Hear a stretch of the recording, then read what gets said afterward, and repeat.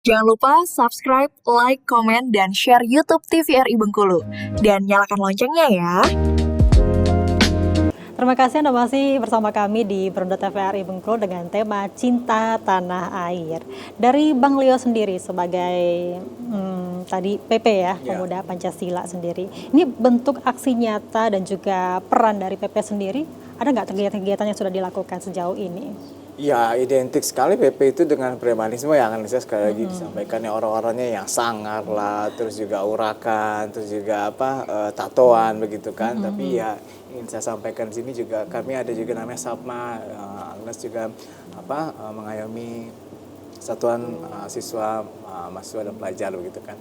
Jadi kita mendidik anak muda Bengkulu, anak muda Indonesia untuk paham atau bangga terhadap Pancasila dan tahu bahwa visi misi maksud tujuan Pancasila dari bangsa kita apa di Pancasila itu kan. Nah, tapi kebanyakan dari kegiatan-kegiatan pemuda Pancasila itu ya tidak narkoba.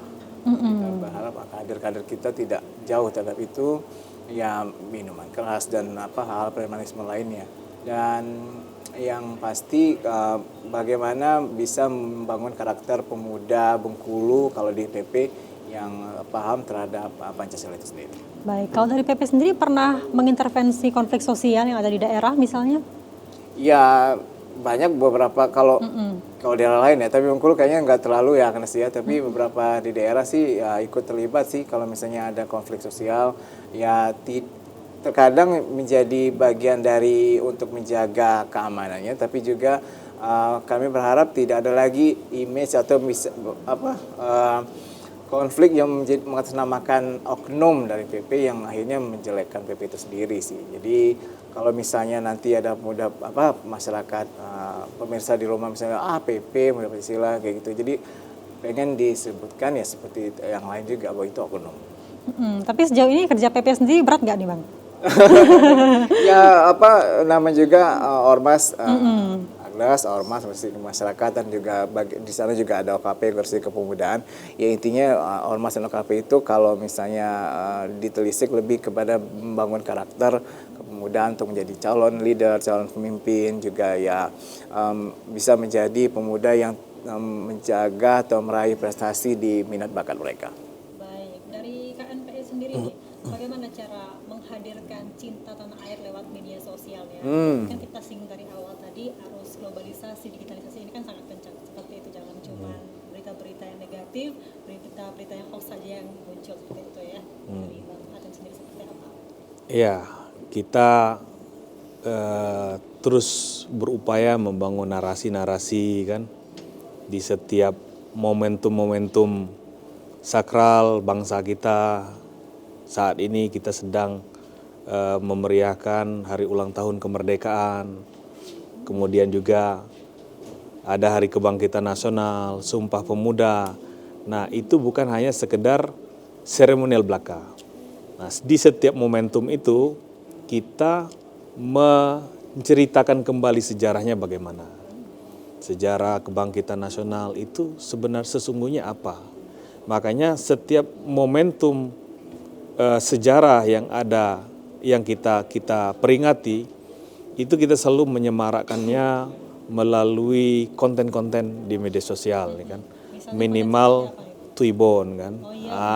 Kan Tuibon merayakan kita kirim-kirim pasang dong Tuibonnya, anggota kita semua pasang Tuibon Hari Kebangkitan Nasional yang ada logo KNPI-nya kan, atau yang ada logo Pemuda Pancasilanya kan. Jadi kita dengan menceritakan sejarah-sejarah tadi, kita berharap generasi muda ini lebih mencintai bangsanya kan. Nah kalau sudah tumbuh rasa cinta ini, Bang Nes ya, layaknya seorang yang mencintai kan, tidak akan mengecewakan orang yang dicintainya kan. Mengecewakan tanah air ini ya seperti apa? Tadi juga ada kaitannya yang disampaikan oleh Bang Leo. Kita itu harus anti narkoba, kita harus anti radikalisme, kita harus mempersiapkan diri sebaik-baiknya bagaimana bangsa kita ini bisa kuat ke depan. Menyongsong visi besar negara kita, Indonesia Emas 2045, kitalah pemainnya, kitalah yang akan mengisi ketika era itu kan 2045 itu adalah generasi saat ini dan yang baru lahir hari ini nanti yang akan produktif di area itu. Artinya jika generasi saat ini tidak memiliki rasa cinta tanah air, maka bisa jadi kemungkinannya generasi saat ini akan menjadi beban negara di kemudian hari. Mereka yang kecanduan, mereka yang kemudian sakit, mereka yang radikalisme, ini akan menjadi beban negara, bukan orang-orang yang produktif nanti ketika di 2045. Tapi sebenarnya juga orang-orang yang bermasalah ini juga sebaiknya dibina juga ya, diayomi seperti itu kan, jangan sampai mereka diabaikan, akhirnya muncul lagi masalah baru seperti Makanya itu. kan ada rehabilitasi terhadap mereka yang terpapar paham radikalisme, ada rehabnya. Kemudian mereka Narkoba yang juga terpapar narkoba juga ada rehabnya. Karena kita tetap berharap mereka itu bisa mandiri, bisa produktif, tidak terus-menerus ketergantungan dengan narkoba ataupun terpapar paham itu tadi kan. Jadi segala macam bentuk ancaman ini walaupun mereka yang sudah terpapar, mereka yang sudah kecanduan, kita negara tetap berharap mereka bisa produktif minimal dengan kemampuan yang tersisa pada diri mereka kan. Jadi seperti itu kita selalu intinya mensosialisasikan visi besar bangsa kita ini. Saat ini ada Astacita, 8 visi besar yang dimiliki oleh presiden kita. Kemudian di Provinsi Bengkulu juga ada program bantu rakyat, Pak Gubernur kan juga sudah mensosialisasikan, pemuda organisasi KNPI juga turut mensosialisasikan bagaimana Bapak Gubernur melalui program bantu rakyat turut mempersiapkan generasi muda ini untuk menyongsong Indonesia Emas 2045, di mana di bidang kesehatan ada BPJS gratis, ada ambulan gratis yang kemarin baru diserahkan kan, kemudian ada Merdeka Ijazah, kemudian dan banyak lagi, ada 14 program kan. Nah, kemudian infrastruktur juga kan. Semuanya kan dalam rangka mendukung program Astacita dan mempersiapkan generasi emas 2045. Semua komponen bangsa ini saling bahu-membahu saat ini, Mbak Agnes ya. Nah, jadi kita optimis. Nah, implementasi dari rasa cinta tanah air itu adalah optimis. Benar. Sebagai anak bangsa kita optimis, kita akan kuat, kita akan menjadi negara maju ke depan. Dan aplikasinya dalam kehidupan kita sehari-hari yaitu cinta produk dalam negeri. Tapi kadang-kala anak-anak muda ini karena mungkin masih labil ya emosinya begitu kan. Kadang-kala tidak tahu batasannya seperti itu ya, ketika teman-temannya suka wibu, mereka jadi terikut gitu kan. Ketika suka drama Korea akhirnya terikut juga seperti itu. Nah, bagaimana secara anak muda sendiri menyikapi batasan yang harusnya mereka lakukan ketika suka dengan budaya luar tapi tetap mencintai budaya sendiri, Bang Leo? Ya, apa namanya itu, saya ingin menyampaikan juga di luar itu, Agnes. Jadi pemuda itu kalau misalnya itu kalau mau mengkritisi sesuatu itu juga harus solutif, Agnes. Jadi yang membangun begitu, juga bukan yang mencemooh atau misalnya mulai mengarah ke fisik seseorang kalau mengkritisi, tapi dia mengkritisi soal apa kebijakan pemerintah. Jadi apa ide dia, apa wacana dia, wawasan dia untuk apa namanya itu, ide dia untuk membangun, misalnya bangun Bengkulu itu apa, disodorkan, ditawarkan gitu. Bukan yang misalnya mengkritisi tapi akhirnya mencemooh kebijakan itu dan mulai mengarah ke fisik dari misalnya pemimpin kita. Itu yang ingin saya sampaikan. Satu lagi, Agnes. Jadi pemuda yang tidak menghabiskan waktu ke hal yang tidak berguna itu begini, Agnes. Kalau misalnya bisa dalam hari-hari itu bisa berbuat untuk masyarakat di bidang sosial.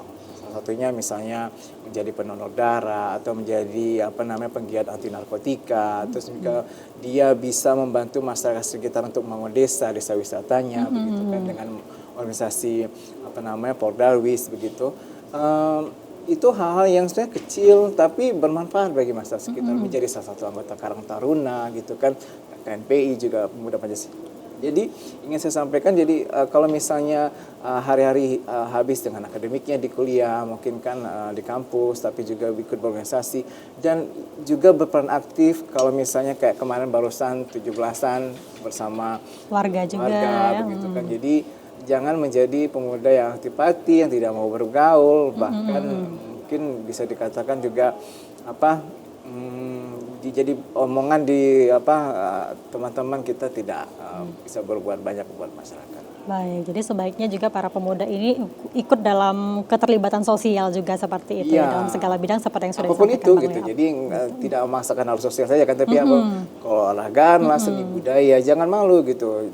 Ya lucunya sih kalau kita anak muda kalau udah mulai ngarah ke seni budaya sudah dianggap sebagai apa gender lah apa-apalah gitu kan. Padahal kan ekonomi kreatif seperti Bang bilang tadi itu gerak ekonominya sangat bagus di dunia, nggak cuma di Indonesia.